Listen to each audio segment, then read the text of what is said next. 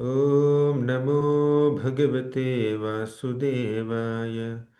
ॐ नमो भगवते वासुदेवाय। ॐ अज्ञानतिमिरान्धस्य ज्ञानाञ्जनशलाकया चक्षुरुन्मिलितं येन तस्मै श्रीगुरवे नमः। नमः ॐ विष्णुपादाय कृष्णप्रेष्ठाय भूतले श्रीमते भक्तिवेदान्तस्वामिन् इति नामिनि। नमस्ते सारस्वती देवे गौरवाणी प्रचारिणे निर्विशेष शून्यवादी पाश्चात्यदेशतारिणे। जय श्री कृष्ण चैतन्य प्रभु नित्यानंद श्री अद्वैत गदाधर श्रीवासादि गौर भक्तवृंद। हरे कृष्ण कृष्ण कृष्ण हरे हरे, हरे Ram Ram Ram Hare Hare. Hare Krishna. I welcome all the devotees for today's Gita Pravaha session. Today is the 15th day. We are going to complete half of Bhagavad Gita today. Thank you so much for joining in every day. Yesterday we completed the 8th chapter of Bhagavad Gita, and today we'll begin the 9th chapter. The 9th chapter is the most confidential knowledge. Uh, in the previous chapter, Krishna emphasized on the importance of Ananya Bhakti, means bhakti that is performed without any distractions or deviations in the mind. Bhakti that is very exclusive, means not diverting one's attention towards other uh, uh, aspirations or goals or deities. One is completely fixed upon worshipping Krishna alone. That is Ananya Bhakti. Fixed up Bhakti, Abhyabhicharini Bhakti. So Krishna spoke about it couple of times. The word Ananya came multiple times. And in in this chapter also that word Ananya comes. So now, how to become an Ananya Bhakta is the subject matter of this chapter. Now, in the first section of Bhagavad Gita, chapters number 2 to 6, Krishna gave knowledge of matter and spirit, which is confidential, undoubtedly. But in 7th and 8th chapters, Krishna gave knowledge of bhakti, which is more confidential, Guhyatara. Guhya is confidential, Guhyatara is more confidential. Now, in the 9th chapter, Krishna is giving knowledge of Kevala Bhakti, which is Guhyatama, most confidential. So, Kevala Bhakti. Bhakti in general, we have seen in the 7th and 8th chapters, we have seen the description of Bhakti in general, how, under what circumstances devotees come closer to the Lord, Arto Jignasur Artharthi Gnani cha Bharatarshabha, and Ananya Bhakti references are also given here and there. But in this chapter, in the 9th chapter, we will see Kevala Bhakti, especially in the second half of this chapter, we will see the glories of Bhakti very vividly. Let's begin. In the 9th chapter, we have 34 shlokas. Still, we are covering this chapter in 3 days because these shlokas are very deep, especially the second half. So, the way I'm trying to cover Gita Pravaha is uh, in one session, we are not doing two chapters. uh, like there is a possibility of covering completing one chapter and taking the few verses of the next chapter, but I'm not trying to do that. I'm trying to cover one full chapter in one or two or three full sessions. So yesterday we took little extra time and covered entire 8th chapter, but 9th chapter we will do in three sessions. So, in the first three shlokas, Krishna glorifies this most confidential knowledge that he's going to reveal to all of us. Then he gives Aishwarya Gnana. Then he talks about different types of worshippers.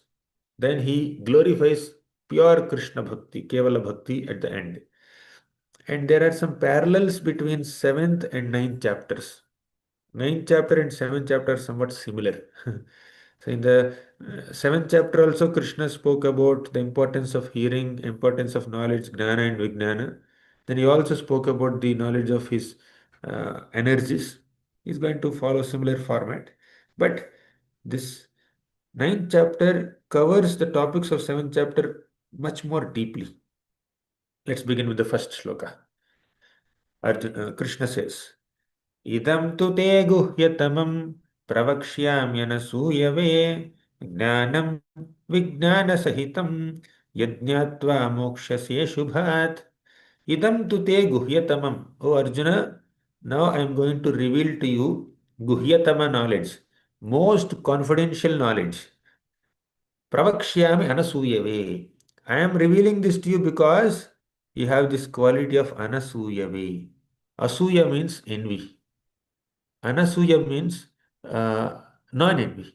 So when somebody is not envious of Krishna, such a person can understand knowledge about Krishna.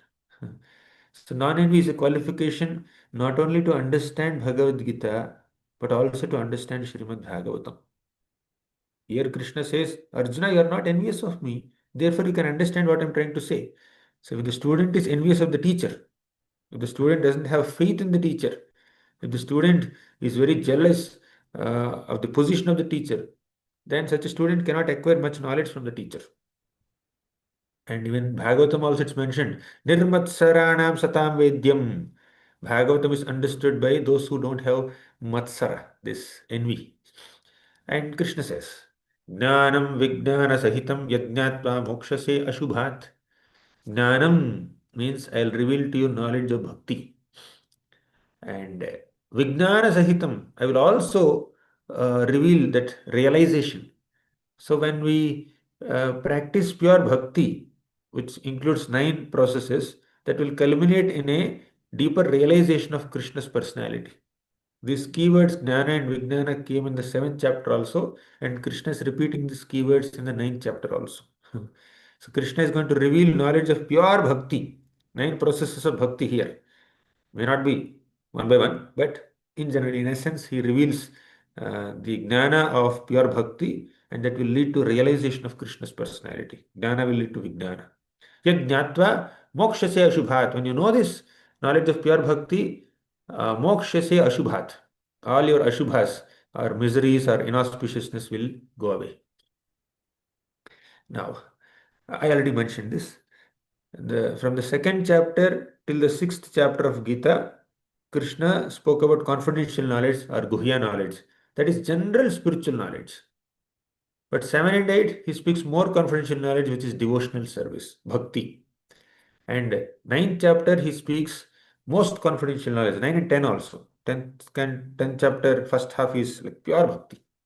So this is more confidential knowledge where he is not speaking about bhakti in general. He's speaking about bhakti very specifically, the unalloyed form of bhakti. See, in the 7th chapter, we have seen 4 types of bhaktas: Artho, Jignasu, Artharthi, Gnani, cha Bharatarshabha. Artha bhakti is you take shelter of Krishna when you're in distress. But that is not pure surrender. Your distress is the motivating and guiding force for you to approach Krishna. Jignasu Bhakta, their inquisitiveness is the driving force to approach Krishna. But pure devotee, what is the driving force of a pure devotee to approach Krishna? A sincere desire to serve Krishna, not seek relief, not seek wealth, not just being curious, but they sincerely want to serve Krishna. So, bhakti also has multiple levels. Anyone who folds a hand in front of Krishna is not a pure devotee. Some have different material motives also. But still, because they folded hands in front of Krishna, they are glorious people. but but there are higher realms of bhakti, deeper levels of bhakti. Now Krishna says in the second shloka, Rajavidya Rajaguhyam Pavitramidamuttamam Pratyakshavagam Dharvyam Susukham Kartum Avyayam. Rajavidya means this knowledge about pure bhakti is the king of all education. First point is Rajavidya. Second is Rajaguhyam. Guhyam is something very confidential, secret. Krishna says knowledge of pure bhakti is king of all secrets. Third, Pavitram. Pavitra means purest of all. Idam Uttamam. Tama means ignorance or darkness. Uttama means that which is beyond the ignorance of this world, that which is transcendental to the ignorance of this world. The knowledge of bhakti and the process of bhakti is beyond this material world, beyond the ignorance of this material world. Therefore, it's called Uttama. Uttamam. Pratyakshaavagamam dharmyam. Pratyaksha avagamam means uh, Pure bhakti can give us direct experience of Krishna. We will personally experience the results while practicing bhakti. Even in the practice stage, we can experience some love and affection of Krishna, some transformation in our heart. Tadrik prema dharanu raga madhuna mattayamanam tumi. So devotees say that eh, eh, I can experience the affection and love and personal touch of Krishna even when somebody is a sadhaka bhakta. I think we all must have experienced something, uh, some bliss of chanting the holy names, some bliss of uh, hearing Krishna Katha and participating in a kirtan or taking a darshan. So we can directly experience the bliss of bhakti, pratyakshavagama. That's the fifth quality. Then sixth is dharmyam. It's the perfection of all dharma. That is sixth. Seventh is susukham. Means bhakti is joyfully performed even by children also. But Ashtanga Yoga, Karma Yoga, Jnana Yoga, that small kids cannot perform. But Bhakti Yoga, even little children also like Prahlad Maharaj can perform, Dhruva Maharaj can perform. Susukham kartum avyayam. Avyayam means it's indestructible. Whatever spiritual advancement we acquire by practicing sincere bhakti is never lost. So these are the eight characteristics of pure bhakti. So pure bhakti has eight characteristics. Knowledge of pure bhakti has eight characteristics. Krishna spoke about them. Uh, Children also can happily perform bhakti, that is susukam kartum avyayam. In the third shloka, Krishna says, Ashraddhanaha purusha dharmasyasya parantapa aprapya mam nivartante mrityu samsara vartmani. Now, in the second shloka, Krishna spoke the glories of bhakti, the eight glorious characteristics of pure bhakti. But there are some people who may not believe this, who may not keep faith in this. Ashraddha dhana purusha. They don't have shraddha in this. Dharmasyasya parantapa. Although bhakti is paro dharma, these people don't have faith in the process of bhakti. Then aprapyamam nivartante. What is the result of such faithlessness? Aprapya. They will not attain Krishna.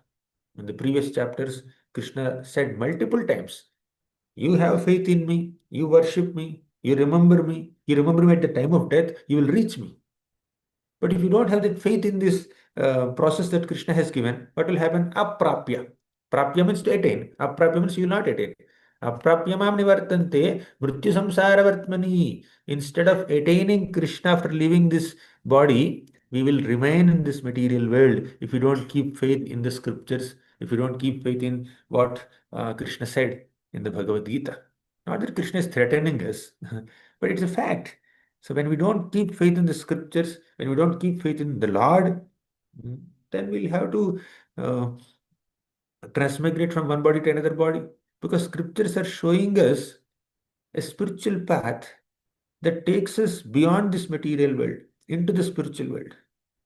But if we don't accept that path, we'll remain in the material world. Very simple uh, logic here. So faithless people cannot attain Krishna. We should have faith. And what is faith? Prabhupada writes in the purport, complete conviction that simply by serving Krishna, one can attain all perfection. That faith, that conviction is called Shraddha. And we can attain that faith in the association of Vaishnavas, devotees. So, with this prelude, Krishna reveals knowledge about himself, most confidential knowledge about his powers. In the fourth shloka, Krishna is saying, Maya tatamidam sarvam jagadavyaktamurtina matsthani sarvabhutani nachaham teshvavasthitaha. Maya tatamidam sarvam means everything in the entire creation is pervaded by Krishna. He pervades entire universe. He is there in Krishna says in the fourth shloka, Maya tatamidam sarvam jagadavyaktamurtina means I pervade the entire universe. Jagat avyaktamurtina in an unmanifested form, invisible to the material senses, Krishna is present throughout the universe. Matsthani sarva bhutani nachaham teshvavasthitaha. All the living beings are in me, but I am not in them. All the living beings are in Krishna, but Krishna is not there in them. What does it mean? Krishna is definitely there in them as super soul, right? But why is Krishna saying like this? And all living beings are there in Krishna. We need to understand it in this context. All living beings are there in me means they are dependent on Krishna. But I am not in them means he is not dependent on them. They are dependent on him. Their survival is dependent on his mercy, but he is not dependent on them. He's independent. That's what he's saying. But he's there inside them as super soul. Then in the next shloka, Krishna makes some similar statement. Fifth shloka. Uh, Krishna is there in everything, and everything is there in Krishna. We see in the uh, Mridabhakshana Leela, Mother Yashoda sees everything in the entire universe within Krishna's mouth. That means everything is there in Krishna. And Krishna is there within every single atom in the entire universe. He's inside everything and everything is inside him. And we also have seen in the previous sessions that uh, this uh, Garbhodakasaya Vishnu, he's there inside the universe. And all universes came out of Mahavishnu. So in the form of Mahavishnu, the Lord is there outside all the universes. And in the form of Garbhodakasaya Vishnu, he is there inside all the universes. Right? He's inside everything, he's outside everything. So scriptures are repeatedly revealing this because the Lord has multiple forms. And just like sunshine is all pervading throughout the universe, similarly, Krishna's energies are all pervading throughout the universe. Just as the king may be sitting in his kingdom, in his royal palace, but his government is present everywhere. His government is there everywhere. His rules are there. His policies and protocols are implemented throughout the kingdom. Similarly, Krishna may be there in Goloka. Goloka eva nivasatya khilatma bhuto govindamadi purusham tamaham bhajami. He's always there in Goloka, but he's also present everywhere in every nook and corner of the entire universe. That is the all-pervading presence of Krishna. And Krishna says in the fifth sloka, न च मत्स्थानि भूतानि पश्य मे योगमैश्वरम् भूतभृन्न च भूतस्थो ममात्मा भूतभावनः न च मत्स्थानि भूतानि. Krishna says that everything that is created does not rest on me. What does it mean? Earlier he said everything is dependent on me, but now he says everything that is created does not rest on me. Means Krishna is not attached to anything. When we create something, we are attached to it. That creation is there in our heart, in our senses, in our mind, in our intelligence. We means attachment towards that creation is there in our heart. But Krishna, he creates so many things, but is not attached to his creations. When the right time comes, he destroys everything also. When you have created something with so much effort, you don't feel like destroying it. But Krishna, within one breathing period, Mahavishnu, he destroys entire universe. He's not attached to it. Mhm. He's not dependent on it. Uh, then Pashyame Yogameshwaram, behold my mystic opulence. Bhuta Bhrannacha Bhutastho Mamatma Bhuta Bhavanaha. Bhuta Bhrannacha. I maintain everything and I'm not a part of this creation. He creates this world, but he's not a part of this creation. Mamatma Bhuta Bhavanaha. I am the very source of creation, Krishna says. Then sixth shloka.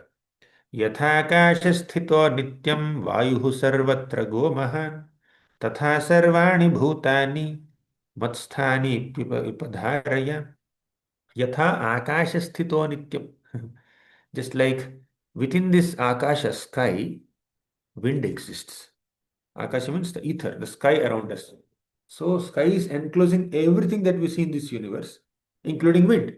Just like wind is there everywhere within this realm of sky, similarly, within Krishna, all universes exist. This wind is all pervading throughout uh, in the entire ether, right? Ether means space, sky means space. Within the space, wind is blowing everywhere. Similarly, within the space of creation, Krishna blows everywhere. And just as sky accommodates everything in the universe, Krishna accommodates everything in the universe. Right? Both ways. He is in everything and everything is in him. Right? So he is in everything like air is all pervading. Everything is there in him, just like sky accommodates everything. That's how Krishna is inconceivable. Pashyame yogam ishwaram. Look at my mystic opulence, Krishna says. Then further Krishna says, Sarva bhutani kaunteya prakritim yanti mamikam kalpakshaye punastani kalpadau visrujamyaham prakritim swam avashtabhya visrujami punaha punaha भूतग्राममिमं कृत्स्नम् अवशं प्रकृतेर्वशात् सर्वभूतानि कौन्तेय prakritim yanti mamika. Krishna says, uh, my energy or my material energy prakriti is composed of three modes, and all the living entities are made of these three modes or are manifested by this maya. When you say living entities, I meant bodies of the living entities, the species, different species. There are animal species, uh, aquatics, human beings, and many other kinds of species are there. The bodies or the species are manifested by Prakriti, but soul is a part of Krishna, right? So, because of the material energy of Krishna, different species are manifested in this world, and the entire universe is manifested. But kalpakshaye panastani kalpada visrajamyaham. And at the time of destruction, all of them are destroyed, and in the beginning of next kalpa, they're again created. So all the living beings or all the species and planets in the universe are created in the beginning of the day of Brahma, which is called kalpa, and at the end of the kalpa, end of the day of Brahma, they are destroyed again. Next day, they are created. All this is happening through Krishna's material energy. Prakritim swam avashtabhya visrijami punaha punaha. Punaha punaha means this kind of creation and destruction is happening again and again. Bhutagramamam krishnam avasham prakritir vashat. So, uh, this whole material universe is being created and destroyed again and again as if helplessly. I mean, is there any possibility to stop it? But it's not stopping it. So, as if helpless, it avasham prakritir vashat, as if it's happening by force, this material universe is being created and destroyed again and again and again and again. Why? By the Lord's will, ultimately. Uh, Basically, Krishna says he is orchestrating this material creation, destruction, and maintenance of this material universe by his material energy. But all this work, does it bind Krishna? So Krishna says, Nachamam tani karmani nibadnanti dhananjaya udasinavadasinam asaktam teshu karmashu. Now Krishna is orchestrating this creation, maintenance, and destruction of this universe through material energy. Does this work bind him? No. He's not bound. He is not entangled by what he is doing with this material universe. When we deal with matter, we get affected by it. When we see something ghastly, we become scared. When we see something beautiful, we become attracted. So our vision has an impact on our consciousness. But Krishna is seeing everything. As super soul, he stays within the hearts of all living entities and he observes all their good and bad activities. He notices all their moods and needs and deeds completely, but he's unaffected. Krishna is completely unaffected by what he sees, what he does in this world, because he has no attachment. That's what in the ninth sloka he says, Nachamam tani karmani nibadhananti dhananjaya. There is no bandhan. There is no bondage for Krishna. There is bondage for all of us. But Krishna, no bondage. Udasina vadasinam, he sits there as if he is neutral. He is unaffected. Asaktam teshu karmashu. Asaktam means he is detached. Udasina means he is neutral. Nibadhanti means he is not bound. And Najamam Tani Karman, he is doing so many activities. He is doing so many activities, but he is not bound. He is totally neutral, completely detached. We need to come to this stage. As long as we are in this material world, we have to do so many things. But we need not get entangled by what we do and what we interact with. Krishna is doing that, and by the mercy of Krishna, a devotee also can do that. मयाध्यक्षेण प्रकृतिः सूयते सचराचरम् हेतुनानेन कौन्तेय जगद्विपरिवर्तते मया अध्यक्षेण under my adhyakshata, under my superintendence, or under my control, this prakriti, this material world is doing what? Suyate Sacharacharam. All the moving and non-moving entities of this uh, nature, they are being manifested by Prakriti by under Krishna's superintendence. He is the supreme director. Adhyakshata. Adhyaksha is a director or a president or a boss or a superintendent. Under his guidance, Prakriti is manifesting the moving and non-moving entities. Hetunanena kaunteya jagat viparivartate. So many times people think in this world that, oh, this nature is functioning on its own. Nature is independent. But nature is always dependent on the Lord. Under the Lord's independent guidance and independent supervision, the nature or Prakriti is producing so many moving and non-moving entities. Uh, but common people don't understand this. Fools don't understand this, Krishna says. Avajananti mam mudha manushim tanumashritam param bhavamajananto mama bhutamaheshwaram. Avajananti mam mudha. Mudhas are foolish people, materialistic people, atheistic people. They don't understand this divine position of Krishna, that he is the creator, he is the maintainer, he is the destroyer, yet he is never entangled. He is transcendental to the material creation and destruction. So Krishna's supreme position is not understood by common people even after reading Bhagavad Gita. Sometimes they read Bhagavad Gita, they misinterpret the shlokas of Bhagavad Gita. They may say that it's not Krishna, it is someone else speaking through Krishna. Avyaktam Viktimapannam. They see that sloka, they say that, oh, God is impersonal, He has no form. Sometimes He takes a form like Krishna, Rama, Matsya, Kurma, and again He will become impersonal. Or some people say God is also influenced by Paramatma, influenced by karma. So many opinions, so many misinterpretations. Krishna says in the 11th sloka, Avajananti mamodha manushim tanumashrita. Especially when I descend as a human being in this world, modhas, foolish people, can't understand my divinity. Param bhavam ajananto. They don't understand my param bhavam, supreme nature. Ajananto, they don't understand. Mama bhuta maheshwaram, they don't understand that Krishna is the Maheshwara, the supreme controller of all living entities of the entire universe.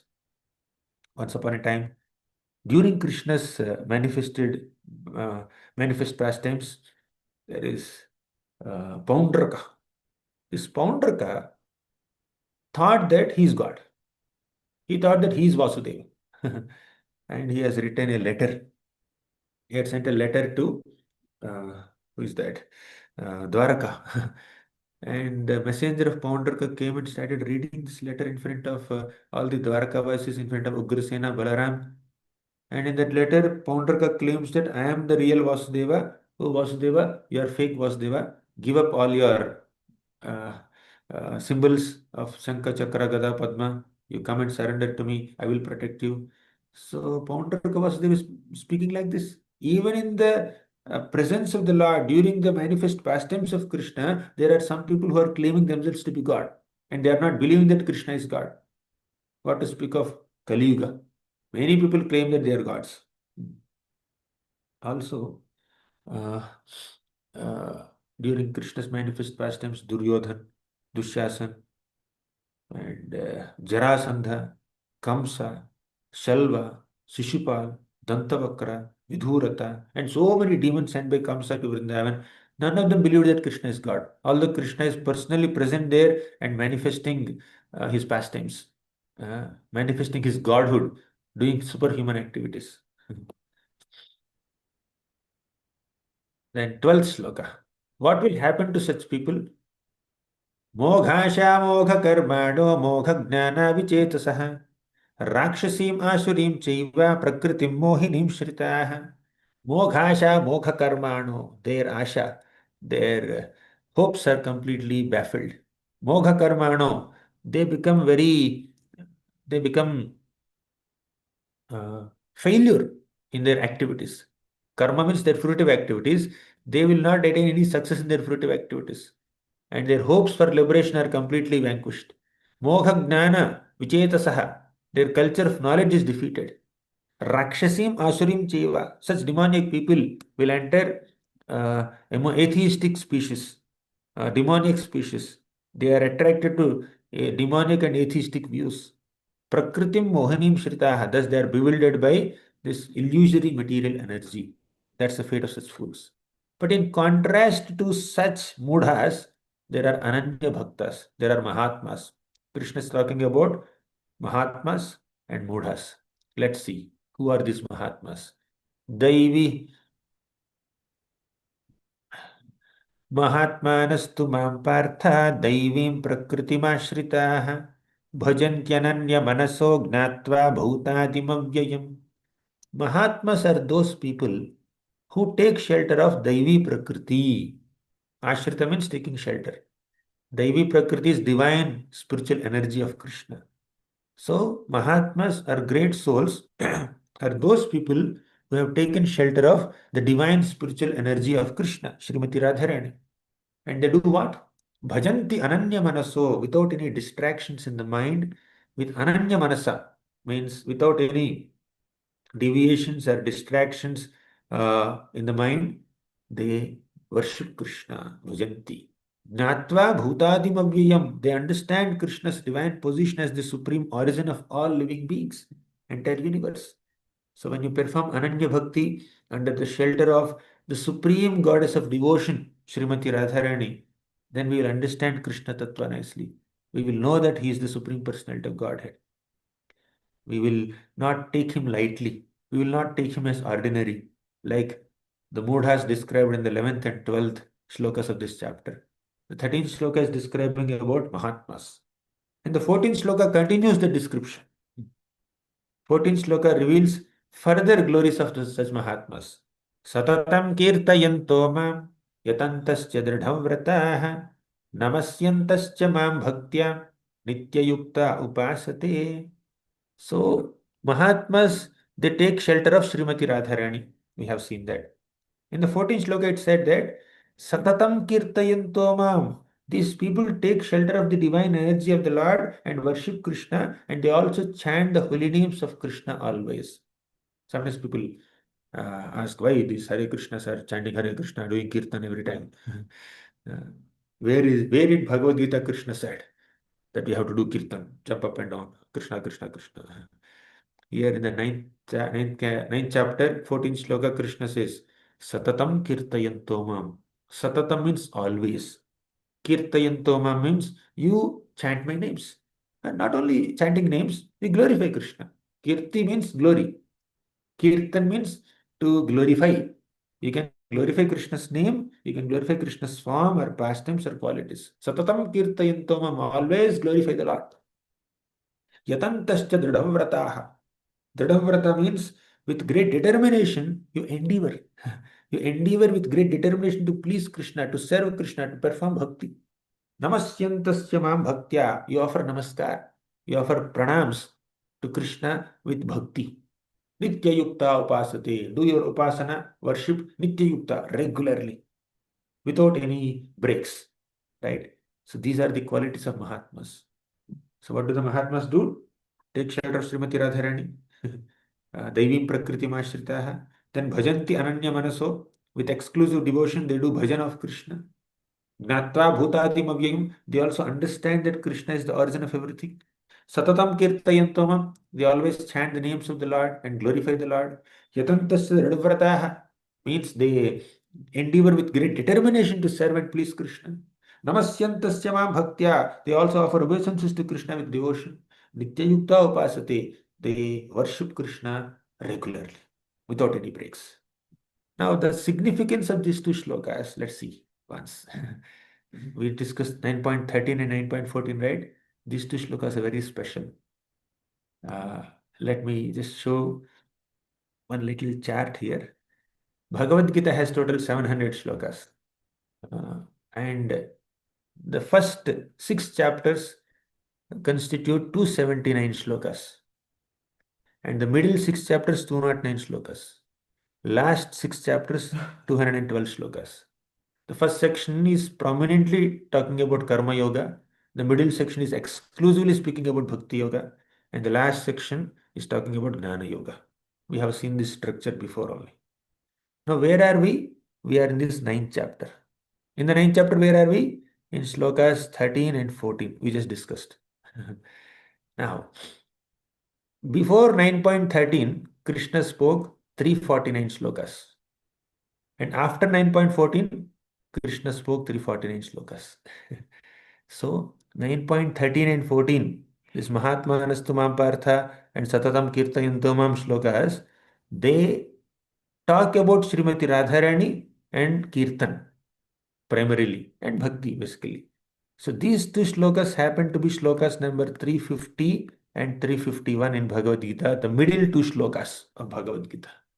So Krishna kept Srimati Radharani and his Kirtan, holy name, right in the middle of Bhagavad Gita, if you have noticed it. So Krishna spoke about taking shelter of Daivi Prakriti and always chanting the holy names of Krishna, Satatam Kirtayantamam, right in the middle of Bhagavad Gita, shloka number 350 and 351. And we are doing this Gita Pravaha sessions from December 1st to December 30th. Today is 15th. We completed half of our Gita Pravaha course. I mean, I didn't plan like this, but somehow coincidentally, we are concluding the. We covered just half of Bhagavad Gita, 50% of Bhagavad Gita today only. We concluded with 9.13 and 14. So tomorrow we will start from 9.15. So, taking shelter of Srimati Radharani, who is the supreme goddess of devotion, and constantly chanting Krishna's names. These two are most essential aspects of bhakti, and when we do this sincerely, with gratitude towards Srila Prabhupada, who has given us these gifts, with gratitude to Lord Chaitanya Mahaprabhu, who has given us access to Srimati Radharani and holy name, then we'll advance in bhakti nicely. Like, why did Lord Chaitanya Mahaprabhu appear? Lord Chaitanya Mahaprabhu is Krishna himself. Lord Krishna appeared in the form of Chaitanya Mahaprabhu in the mood of a devotee. Which devotee? Radharani. Krishna adopted the mood of Srimati Radharani, adopted the complexion of Srimati Radharani, and appeared as Chaitanya Mahaprabhu and did what? Spread the holy names of Krishna. Right? So there's Lord Chaitanya Mahaprabhu's manifestation, his incarnation, is a testimony for Srimati Radharani's devotion to Krishna and is also signifying the importance of chanting the holy names of Krishna. So, holy name and Radharani. So, these two are the main things for Mahaprabhu's appearance. The external reason for Mahaprabhu's descent is to spread the holy names of the Lord, establish Yoga Dharma. The internal reason for Lord Chaitanya's appearance is to experience Radha Bhav, separation from Krishna in the mode of Radharani. So, Lord Chaitanya Mahaprabhu's incarnation is offering us the essence of the essence of the essence of Bhagavad Gita and demonstrating his activities are demonstrating the middle two shlokas of Bhagavad Gita. 9.13 and 9.14. 9.13 is Radharani, 9.14 is holy name, Kirtan. So let us take shelter of Srimati Radharani. Let us take shelter of Sri Chaitanya Mahaprabhu and chant the holy names of Krishna and come closer to Krishna and be grateful to Srila Prabhupada and all the Vaishnava Acharyas. Thank you very much. Shri Bhagavad Gita की जय, श्रील प्रभुपाद की जय।